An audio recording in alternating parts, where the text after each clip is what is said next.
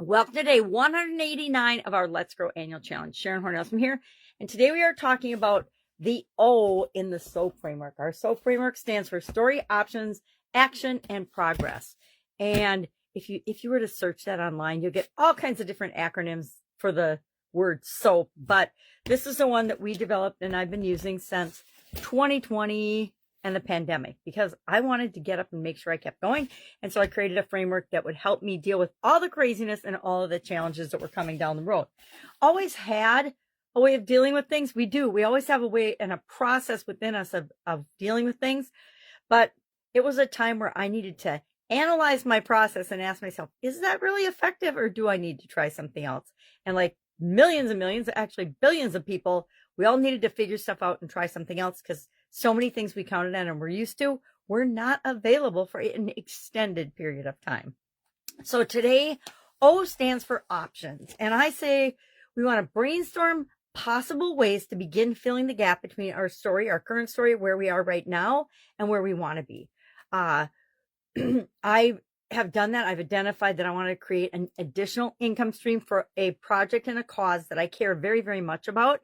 And so what are the options to do that? Today, I will brainstorm at least 10.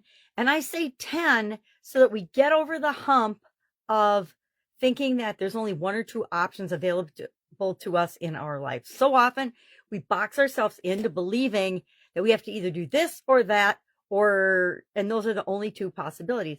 But the truth is, infinite possibilities are swirling around our heads all the time.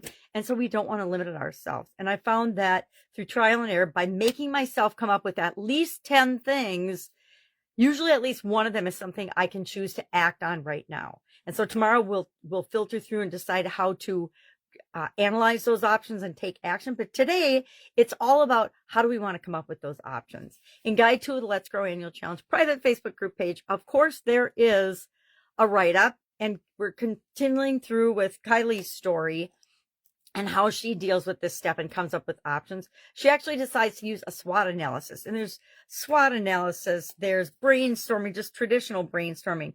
I like to, as I go about my day, be thinking of the topic and thinking, about different options, because they pop into my head at random times, and then I just jot them down. But I set it up in my book so that I've got 1 through 10. And before I go to bed at night, I make myself have at least 10 possible options. And then tomorrow we'll pick 3 of those and analyze 3 of those. But I'm also going to do it with strengths, weaknesses, opportunities, and threats. So as something pops up to me today, is that a strength and something I can do? Is it a weakness? Is it an opportunity, or is it a threat? I tend to focus on strengths and opportunities, which means sometimes I ignore the biggest weaknesses and the biggest threats outside of myself, to my peril. And so once in a while, I like to look at different situations using the SWOT framework. If you're not familiar with that, again, in the Get Up and Go Challenge group page, there you can just search it in the side and you will get dozens of examples of SWOT analysis that we've done for different topics in different areas and aspects of our life. And I'm pretty positive there's probably one in there for options about financial. Don't guarantee it.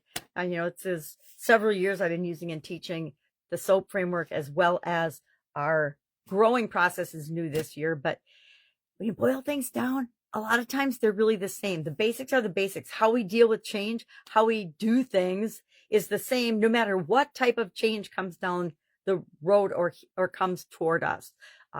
Personally, I think some of the biggest challenges are personal health challenges, because they're the ones that really test us the most. And nothing will stop you faster in your tracks than getting some kind of a diagnosis, or not getting a diagnosis, but experiencing symptoms and pain in different areas and aspects of our life. Right now, I've got a wonky eye thing going on. I might have mentioned it, I'm not sure, but I've been supposedly on couch potato status for like going on a month now. And if you know me, it makes me crazy. So what are we doing today? We are brainstorming. You can use a SWOT analysis. You can use a pros and cons. You can use a mind map. There's so many tools out there for helping us to brainstorm. And again, if you want different ways to brainstorm, just search brainstorm or brainstorming in either the Get Up and Go Challenge private Facebook group page or the Let's Grow Annual Challenge private Facebook group page, because there are examples in there. And guess what? If that doesn't work, just message me, ask me, Voxer me. and we'll make sure that you get your 10 with no problem. Because there's always, I can always come up with 10 because I know that there's literally infinite possibilities out there. I just have to be willing to open my eyes and see them. All right.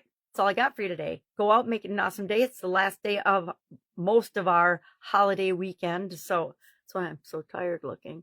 Have an awesome day, and I'll, of course, be with you tomorrow.